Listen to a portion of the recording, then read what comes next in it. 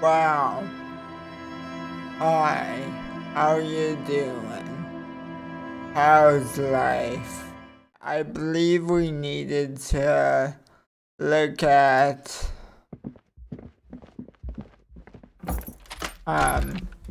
or check the locations for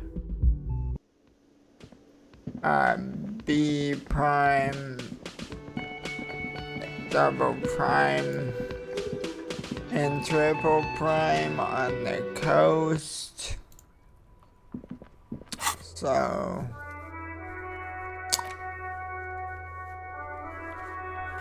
let's head there now.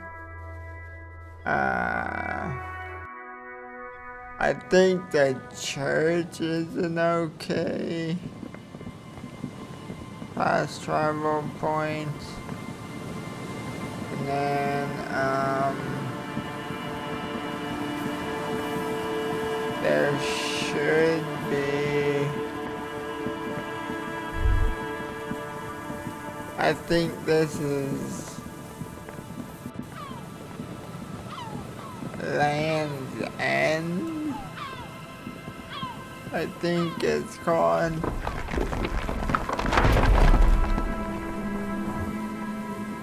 What just happened?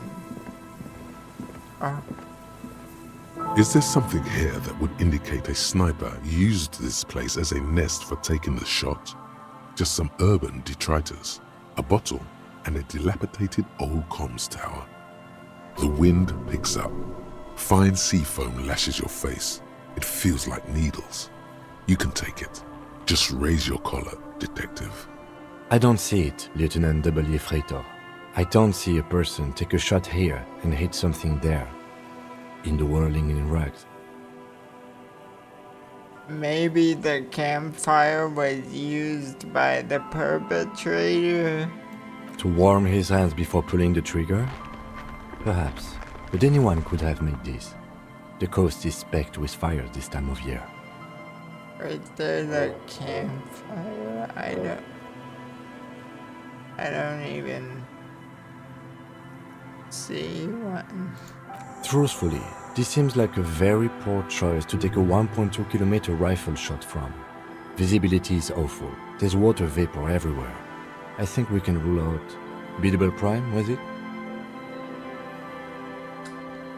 Maybe the assailants climbed the comms tower, took the shot there. It's not possible to climb that ladder, and even if it were, why? There's no platform up there to aim from. He looks like he's cold out here at the tip of the coast. The jacket is warm, but not for this weather.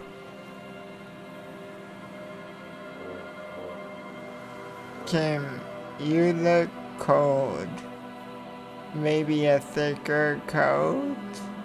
I'm okay. You, on the other hand, Freighter, you look like you're about to turn into a popsicle. It's my style, okay? I'm a supercar. Superstar, not a supercar. Superstar cops don't wear parkas, they rock out. Absolute idiocy. Wow. Look over the water to the whirling in rags. There, 1.2 kilometers over the cold water of the bay, through a thick snowstorm melting flake by flake in the waves, you see the smallest rectangle, barely visible. A glowing light on the third floor of the whirling in rags. With binoculars, you would see a young woman's shape move behind the glass, her limbs long and slender, smoking, drinking, being happy and elated, without you, because you're here, freezing in the wind, aren't you, doing your detective work.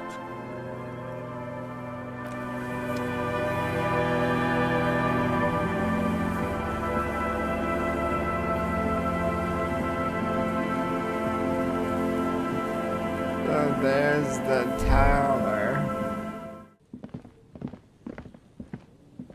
A scattering of bullet holes is spread across the cracked wall, reaching from one corner to the other.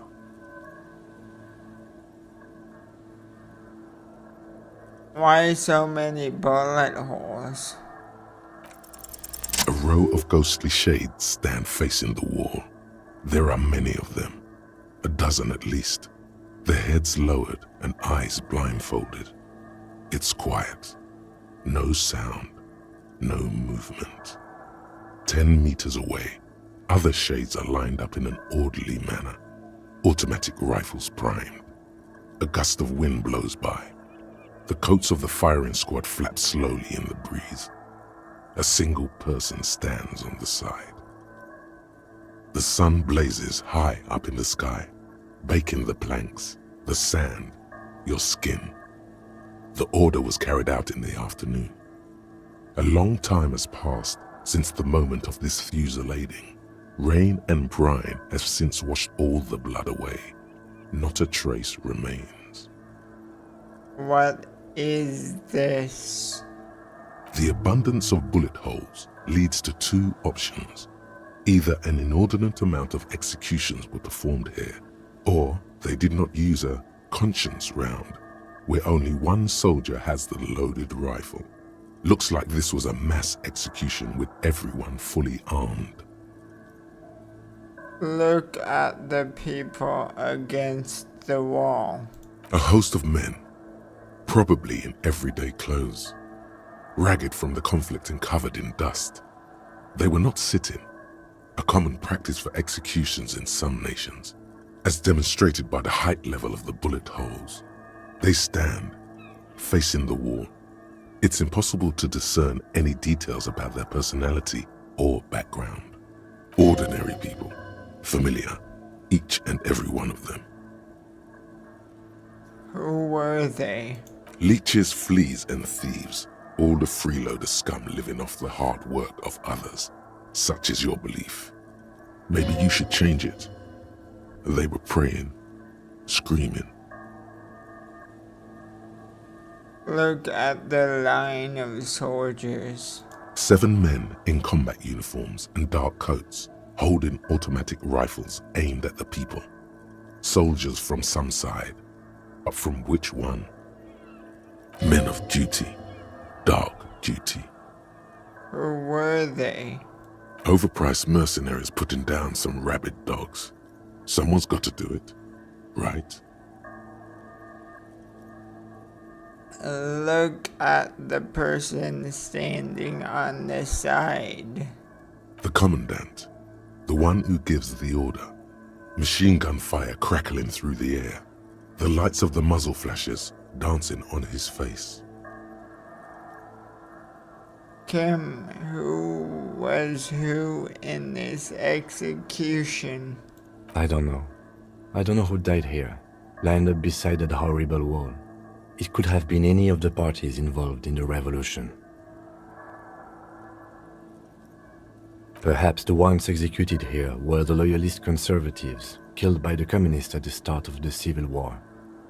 Or it could have been the communists, put to death during the last stretch of the conflict by the coalition forces. What if it was the fouled personnel when their assets were being seized by the revolutionaries? Another likely scenario. Or maybe What about people from the coalition? The so-called moralists. Yeah, it's very unlikely the coalition forces were the ones who died here. They were always the last ones against the wall. To be honest, if a coalition member was anyone in this situation, it was a commandant, the superior giving the orders. Goodbye. a cold sea wind blows away the figures. Drama or drama and volition checks. Let's see if I have any of that gear. No. You finally made it, haven't you? People point fingers at you and whisper to each other when you pass by, wondering to themselves, where did that man get such a cool jacket? Did he receive it upon graduating the École Normale Supérieure de Badasserie? Is he dangerous? Damn right, I'm dangerous. You are very dangerous, my friend. Dangerous and cool. In fact, no one dares to say a single thing about the jacket. But believe me, they are all very impressed. Wow. Officer, it's a fine day for questions. Alright, let's try this drama check. In God's name, wake up. But we are awake, sire. She has been forthcoming with sordid details women usually conceal. Most shocking details of the sexual kind. We are a bulwark, unbreached. Get a hold of yourself just once, will you? Try to look past the sexually lax morals and do some police work. So you say, but give us one example of deceit. Just one example.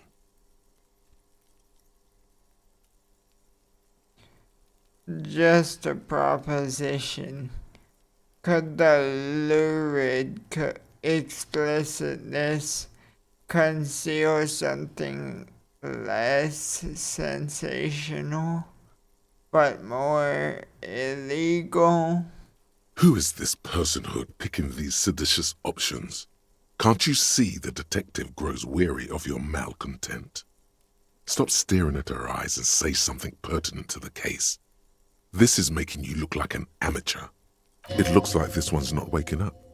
You'll have to do it without pushing her further. At least for now. Hello, hello. Let me know if I can help you with anything.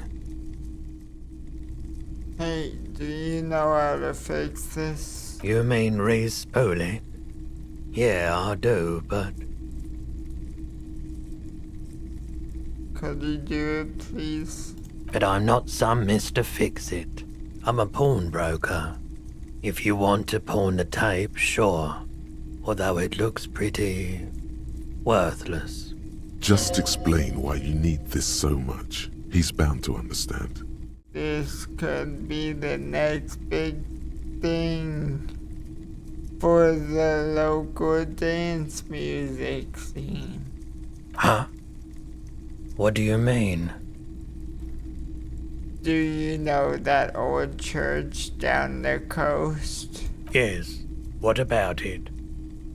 I met some young ravers near the place. They want to turn the church into a nightclub and play some weird neo-disco beats there.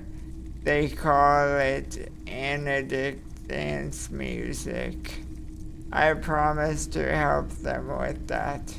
Is it any good? The music, I mean. No, that's the thing. You can't believe how unbelievably thin the beat is. There's nothing to it, no bass. It just goes zzz, zzz, zzz. But this tape could make it hardcore. Man, you're really invested in this. Okay, I'll help you out. It's going to take a moment, though, so just sit back and relax. You take some time to look around the store. The play of visuals all around the pawn shop is mesmerizing. Suddenly, Roy turns back to you with a reel of tape in his hand and coughs. Well, thanks for the help. Yeah, my pleasure. I'll do what I can for true passion projects. Just try not to use this tape for negative photon emissions. Take responsibility. Okay. Okay. The large-headed youth has closed his eyes. lost in the music. Sensing you, he opens them. Good morning! Yeah! Pump it up! Pump it up! Pump it up! I found this reel of tape. Maybe you can use it to hard up Ake's jam. Yeah! Remix time! Tape goes here, into deck B. A hand on his ear, he listens to the audio through his headphones and shouts. Wow! Did you get this from Arno himself? A great excitement is bubbling to the surface within him. This is big. What do you mean? Listen, I'm just going to show it to you. Ready? Ready.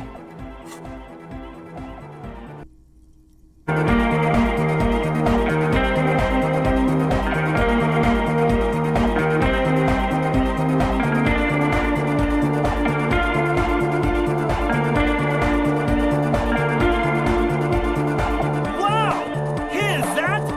The signs match perfectly! That was pretty neat. Now, if only we had the beat for the full assault, it would be unbelievably hyper.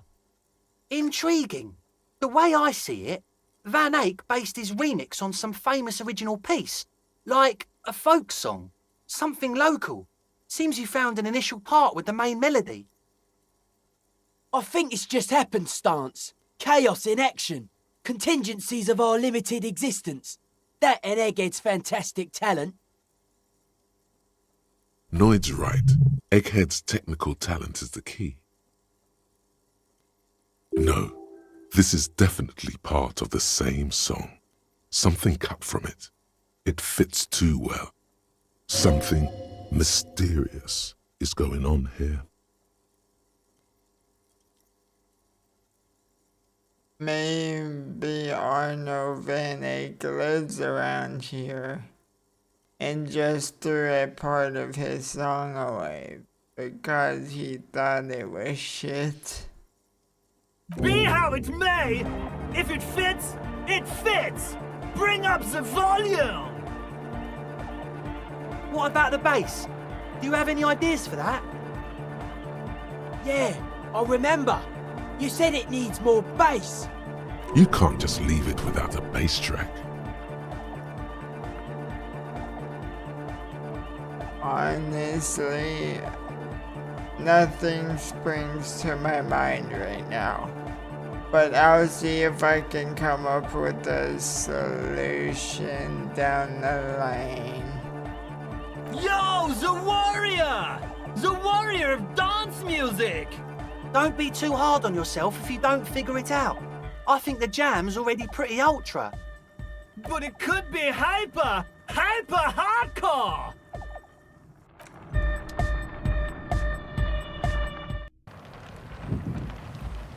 What thought did we get? The Arno Van Eyck thought. Wow. The question won't leave you. Why did the melody line from a broken and discarded tape fit perfectly into a song played by some speed freaks in a frozen tent? Can it be a coincidence? Maybe it's the hand of the man-machine himself in his attempt to craft a perfect song. Maybe Egghead is actually Arno Van Eyck in disguise. Egg. Wow, Gaston sitting on a different bench. What's up with that? Officer, care to play a game with the lonely old man? Okay. Actually, never mind. Wouldn't be the same.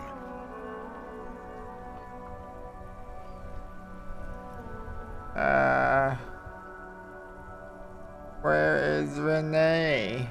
The prick is gone. I can barely believe it. But he's really gone. Gone? Gone where? Hell, most likely. He was an absolute Kent. How did he die exactly? His hungry little heart finally gave out. The dock workers found him in the guard booth this morning. Wasn't even supposed to be working for another week, but he just had to prove how tough he is. Did he feel like he has to prove he can still pull his weight? Doesn't need handouts? Guess he was about to head home, 'cause when the dock workers found him, he was wearing civilian clothes and not the Kuketu uniform I saw him in all the time. Sometimes I thought he was wearing it just to piss me off. Now the joke's on him, 'cause he's gonna be buried without it. Do you think our conversation about his job pushed him to go out there? No. René was the most stubborn man in Revachol. Nothing you or I could say would ever push him to do anything. The man was completely immovable. He has doubts, but right now, he just wants to move on and not think about it.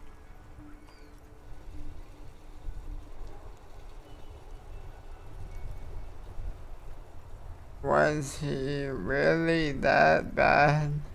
I repeat, an absolute Kent. Even his old army buddies didn't want him around. He was like an old viper. The only people who could stand to be around him were Jenny and me. She saw something in him when we were just kids and she never lost sight of it. And I thought if the most beautiful being in the world can love him, then there must be something worth holding on to. I offer my sincere condolences. Yes, we are both very sorry for your loss. It is what it is, part of life really. But to know someone for 79 years, then one day they're just gone. I just don't know anymore. About anything really. But you must need something.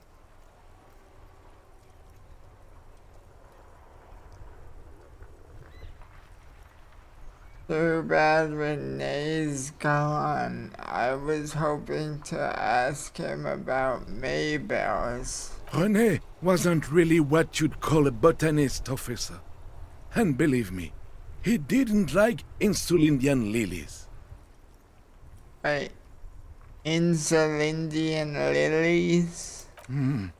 That's their old name, dating back to the time of kings and crests, and all that other stuff he loved so much. Why didn't he like them? There were many reasons, but mostly it was the communards. They called them the bells of revolution. I guess in the end, the Insulindian lilies were just another piece of the whole Insulinde. The royalists had to surrender to the Mazovian insurgents. It doesn't really matter anymore. But you feel the dried flower in your hand somehow still does matter, although not to this sad old man. Bye for now. Mr. Dubois, a pleasure as always. You don't have to sit down this time, since you've already sat on that chair. I've just finished investigating the local drug trade. Ah, yes, your side investigation. Thank you. You've got some spirit, clearing up phony drag accusations alongside this murder. I'll talk to the mayor and see if I can get you the key to the city, Harry. Now let's talk real business. He refuses to discuss it further. It's probably just a small nuisance to him. Not even a speck of anger in his voice. That's that then. I wanted to go over a couple of things about me. Let's hear it, Harry. Do you know where I live? But of course, Harry. Your precinct is the 41st and you live in Jamrock. You're a Jamrock boy. A long way from home, but that's okay. He doesn't really seem to know any more about it.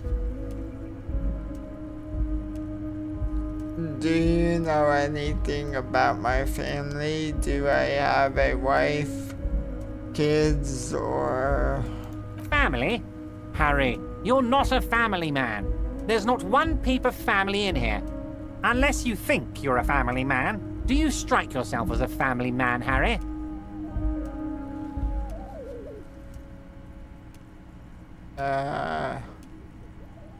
You're right. I don't. That's why I like you, Harry. A good man knows both his strengths and his weaknesses, and you, my friend. You are one of the all-time greats.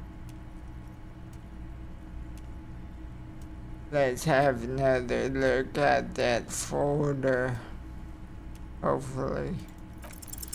As you look at the folder, Everard covers it with his hand and pets it.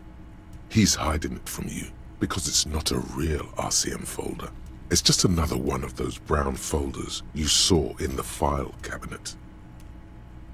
That's not an RCM folder. Okay, Harry, you got me. This is from the Census Bureau, not the RCM. Those Census Bureau people are absolutely corrupt. You should do something about them. He got the name from the Census Bureau, and everything else from your actions here in Martinez. Yes, Mr. Kitsuragi from the Census Bureau. Like I said, now I'm actually a very busy man, so is there anything else I can do for you, Harry? That means he doesn't really know anything about you. A pity. The mystery of you will have to remain a mystery for the time being. So the Census Bureau says my name is Harry Dubois? Yes, that's what I said. Try to keep up, okay? Let's move on.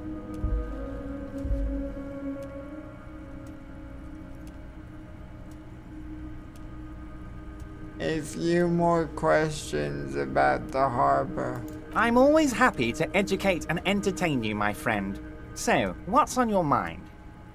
Can I ask you about specific union members? We're way past specific union members now. This is the big time. We're talking about the future of Revachol here, Harry. You can bother Leonard with that. He loves to run his mouth on such matters. But I'm in big time mode, Harry. Oh my god. Very nice, Harry. Is there anything else? Something to bother Leo with.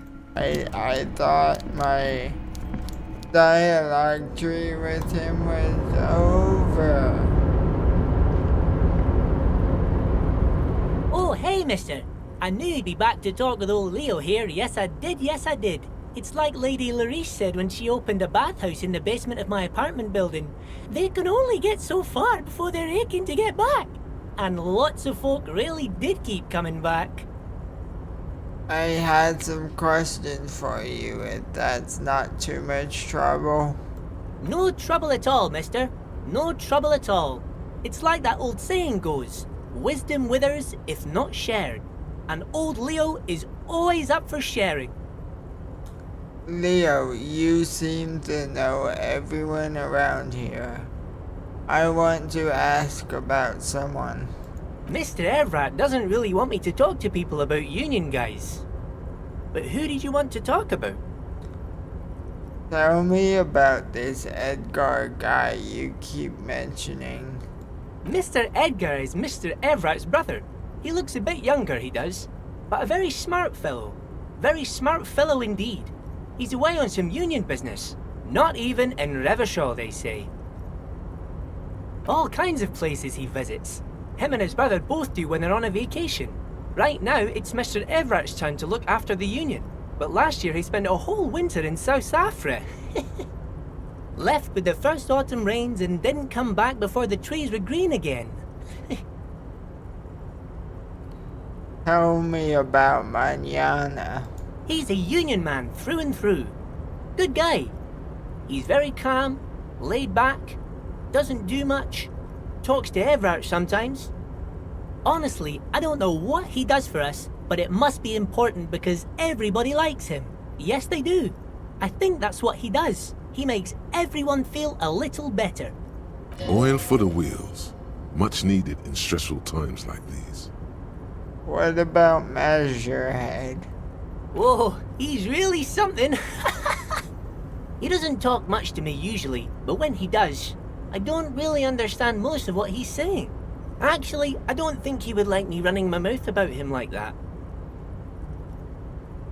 Once he said he's a dragon to this mob fellow who came picking a fight with some union men. I think he really believes Jean-Luc was a dragon because he ran right off. Another time he almost killed another guy, but I shouldn't talk about that. Tell me about Titus. Oh, Titus is a longshoreman through and through. He was born on a boat, they say. His veins are probably filled with salt water, I tell you. Nice, friendly sort, old Titus is. The already familiar cold touch of plastic welcomes you as you pick up the handset. Insert 10 cents. The machine swallows your coin and seems to be waiting for your next move. Let your muscle memory dial a random number. Your fingers run over the dial pad. 005. That's the dialing code for Revershaw. 4952. And a moment of hesitation before entering the final numbers. 993. Calling. Calling. Still calling. Then. Video Revershaw, 24-hour video rental. You rent 8 and 10mm film for home use. This is Lamy. How may I help you? What is this place? Video Revershaw is a 24-hour video rental. We rent 8 and 10mm film for home use. This is Lamy. No, I meant what is this place to me? Sir, I don't know. It's a video rental. Maybe you rent videos here. Why did I call you? Maybe you called to extend your rental period? Do you need to extend your rental period?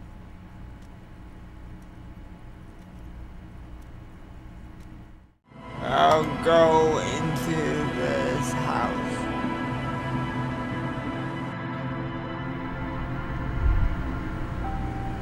Nothing is in this house.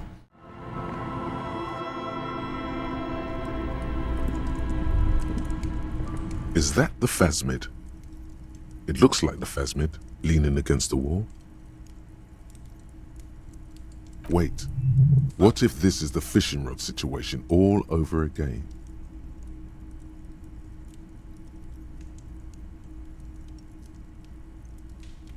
What's the fishing rod?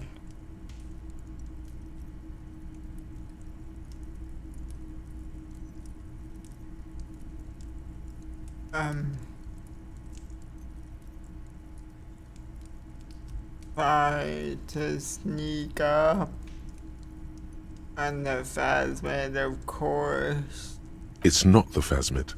It's not even organic. It's a fire iron. How disappointing.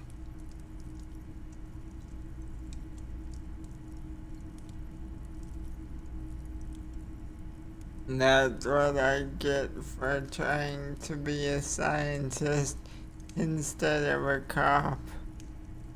I mean, I'm not even a good cop. You were just following your instincts, your destiny. You're meant to find the phasmid. just maybe not here. Give the dream of discovering the Insulindian phasmid a rest. For now. I wonder what playing a board game in this game is like. Let's find out.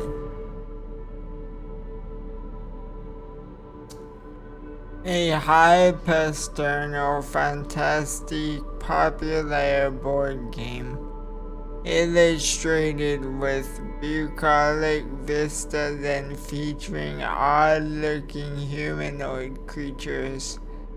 It's the 3rd edition Mega Setting Supplements module and can't be played without the main game. Large letters on the front form a title, Wirral. The colorful box is illustrated with bucolic vistas. The cover art also features odd-looking humanoids, some short, some taller, some with pointy ears, others with ephemeral wings. Examine the box. Text underneath the title in smaller typeface reads, 3rd edition, Mega Setting Supplements module. The side panel adds a sword and sorcery adventure board game with new maps and miniatures. Shake the box. Mysterious things rattle inside. What could they be? Dice? Plastic miniatures? A fantastical alternate world full of magic and wonder? Look at the back. A blurb on the back reads, tired of the tedium and toil of modern life? Escape to Wirral. Leave behind e-solas and nations with their petty squabbles. Discard electricity, magnets, and boring technological widgets. Succumb to a world of high pasternal fantastique. Unleash your imagination and create an adventure of endless possibilities. Discover the terrible secret threatening Wirral. Can your band of adventurers save the world? Hey, that kinda sounds like this game.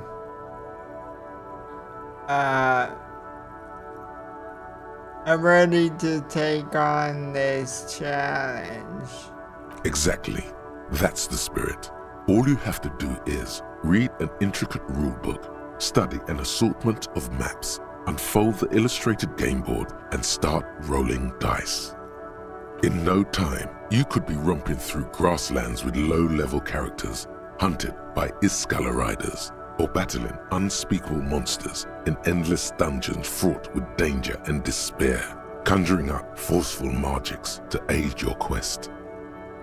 Open the box. You pry open the box. Inside you find a folded-up map, a small booklet, a 24-sided die, and a little plastic figurine. Look at the map. A reprint of a crude hand-drawn map. The top left corner reads, Lands of Wirral. The map features both small villages and mid-sized towns with odd names, in addition to meadows, forests, hills, lakes and seas, also with odd names. It doesn't seem to correspond with anything you've seen thus far. It's not a very helpful map. Look at the booklet. A quick guide to the magical races of Wirral. Create your own hero, choosing from any of these completely unique and fantastical backgrounds. The options are in order of importance. The Welkin, the Tweog, the humans, the fairy folk, and the pygmies. Read about the Welkin. The Welkin, tall, lithe, and graceful, with long flowing hair and pointy ears. They're known for being powerful magic users, but can also hold their own in a brawn-driven fight. The Welkin come with a variety of exciting sub-races. High Welkin, Forest Welkin, Lake Welkin, and Snow Welkin. But if you're not feeling experimental, a basic Welkin will always do. Read about the Dwarg. A grand race of industrious mountain people. They're short, stout, and muscular, and enjoy digging for gold and other precious minerals. They're also well versed in the art of combat, where they prefer to use axes and hammers. The Tweog also come in a few different sub-races. Hill Tweog, Shield Tweog, and Dark Tweog. Read about the humans. They're just humans. What else is there to tell? They're average in all stats, and jacks of all trades. Read about the fairy folk. A very small race of flying people, known for being mischievous, full of trickery. They often lure people into their magical traps. There are no sub-races for the fairies. Read about the pygmies. The least popular of the Wirral races, the pygmies, are short, rotund, and dim-witted. Pygmies live in small villages made of shoddy wooden dwellings. They spend most of their days tilling the earth and smoking their pipes. There are no sub-races for the pygmies. Look at the dye. It's made from some sort of wood and has been decorated with peculiar plant motifs. Take the dye. You place the dye into your pocket. It's always good to have luck on your side. Look at the figurine. You see a man in ragged clothes wearing a lopsided hat and wielding some sort of a firearm. Huh, interesting. A communard. A what? A communard.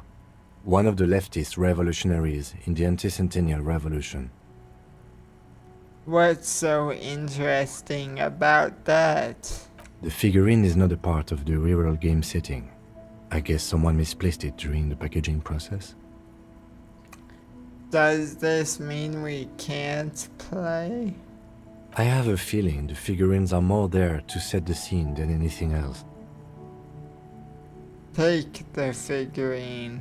You pick the figurine up by the base to meet your gaze. The little plastic man stares back at you, his face contorted into a disturbing shout. Then you pocket it. A colorful box with the title Wirral in bold letters. It's a board game. Wow. That was so cool.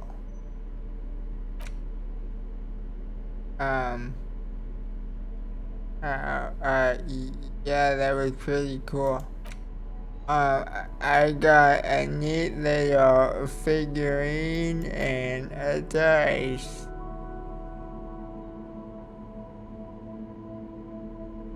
After I bought a board game that cost me 25 real. Wow. Yes? What is it? You're the police, right? Cool. So am I. I don't know what to say. Don't say anything, Judith. Wait, is he police? Me? No. I'm just a man with sunglasses. I like wearing sunglasses inside.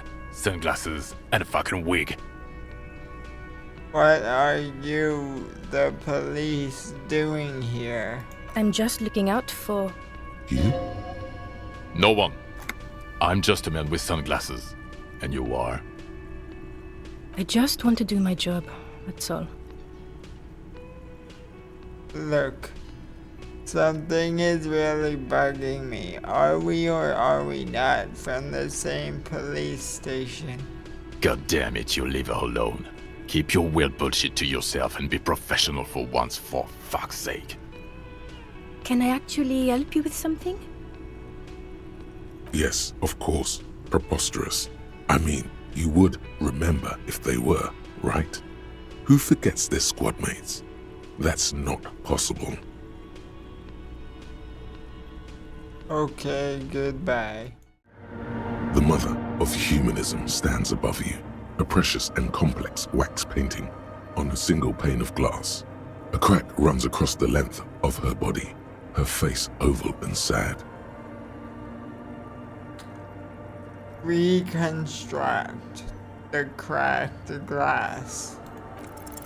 A jigsaw of broken shards falls into place in front of you, a ghostly reconstruction of the stained glass window. Before it was shattered, there was an older woman beneath the younger one, and a text, a light motif below them both. What shattered this mosaic? Unknown. A motor carriage? A gunshot? Someone falling into it?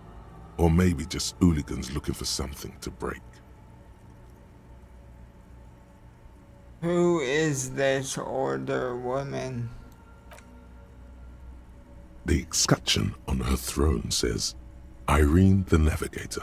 She is depicted as an older woman wearing thick-rimmed eyeglasses, holding a golden rights apfel in one hand and a scepter in the other. This is the queen her innocence day advised.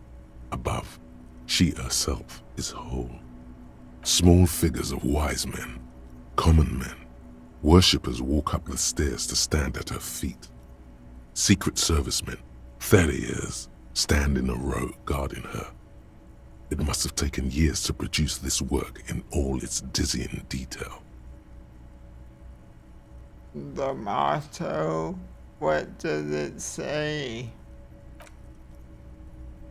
Below both women, in luminous black letters, Après la vie, mort. Après la mort, la vie de nouveau. And then along the left side, Après le monde, la gré. Après le gré, le monde de nouveau.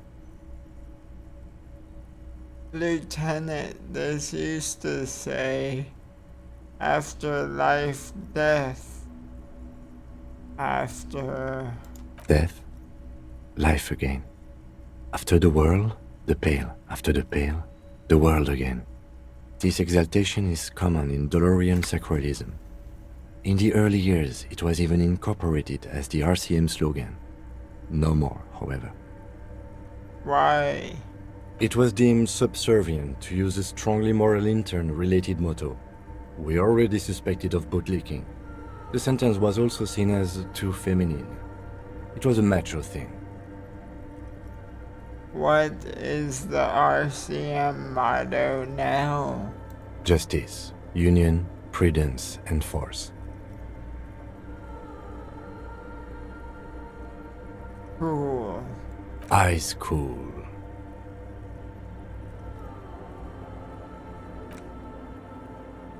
The mother of humanism towers above you, a wax painting on a cracked pane of glass.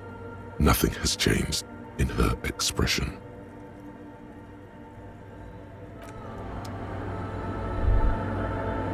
Wow. Speaking of that, I'm gonna have to finish off this episode here. Sorry for the episode being on the shorter side. I don't really know what to do. Stay safe out there. Bye.